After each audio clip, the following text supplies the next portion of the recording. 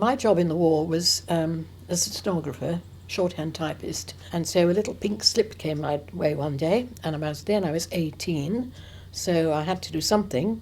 Might have been munitions, it could have been land army, it could have been anything. This opportunity came up to go to the War Cabinet offices, as it was then, in Great George Street for an interview. And he was always very affable. You'd meet him in the corridor, "Good morning, Mr. Churchill," or "Good morning, Prime Minister," or whatever.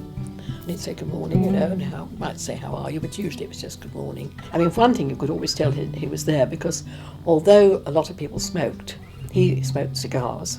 And that's a very potent smell, and the minute he came through the door, wherever you were, you knew he was there. And of course, he was under tremendous strain, so you can imagine that it wasn't always easy at all. I mean, tremendous weight on his shoulders and terrible decisions to make, and some decisions which I'm sure he regretted making in the end.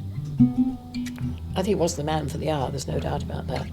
Upstairs in the other departments, it had been mostly things like letters to various, well, particularly to Russia. I think I worked for the Russian department for a bit, when after they had, they'd taken over Finland. They then came in on our side, or they think we came in on their side. And so we supplied them with a great many, all sorts of things. I mean, numbers of ships were lost on that dreadful North Sea. They're often known as the lost cause because they've never been acknowledged. Goodness knows why. Everybody else got medals for different parts of the service. But you don't last long in the North Sea in winter, if at all. Churchill called it the worst trip in the world.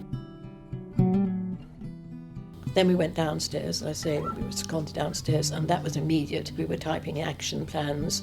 We were having reports every day from all over the world, daily reports of where all the bombs had fallen, whether they were buzz bombs or whatever sort of bombs they were, V2s.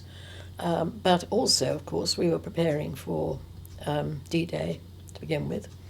We typed all the necessary papers, and there were very, very few of us, and certainly I typed the war plans for the invasion plans for Eisenhower and his group. We knew where all the troops were. We knew where the Americans were based. We knew where the Free French were, where the Poles were.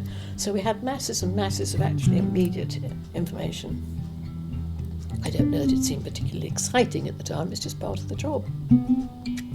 When war was finally over, they held the Big Three conference in Potsdam, and only 6 of us went from my particular department. We went into Berlin one day, a group of us, and we went into the Reichstag, as it was then called, and the Chancellery, and we eventually came across Hitler's desk, which had been smashed. There'd been a bomb had come straight through the roof. So we eagerly picked up bits of his desk, which always surprises people because in actual fact it was marble, and it had a pale blue kind of tile panel in it somewhere. I don't know, because it was smashed. We were housed in Babelsberg, which is the kind of Hollywood of that part of the world. And I remember looking around the house one day and wondering how long those people had to leave, because there was knitting on a chair, there were children's toys on the floor, and books on a coffee table. And then I found a book which was a German photograph album, Wehrmacht, German Army, Wehrmacht. I thought that would be super for a diary, because obviously during the war I couldn't keep diaries, not in my sort of work anyway, it wouldn't have been wise. People often ask whether you're afraid in air raids and things. I don't remember being terrified ever. Well, I had 3 near misses with buzz bombs, but on the other hand, I was sat in St James's Park eating my sandwiches with buzz bombs going overhead. And as long as you could hear them, that was fine. So when they cut out, you had to count and be ready. Sometimes I think it's best not to recall. I mean, I can understand now why people don't recall things. You've got to live in the problem. You've got to live. You can't go on being haunted forever.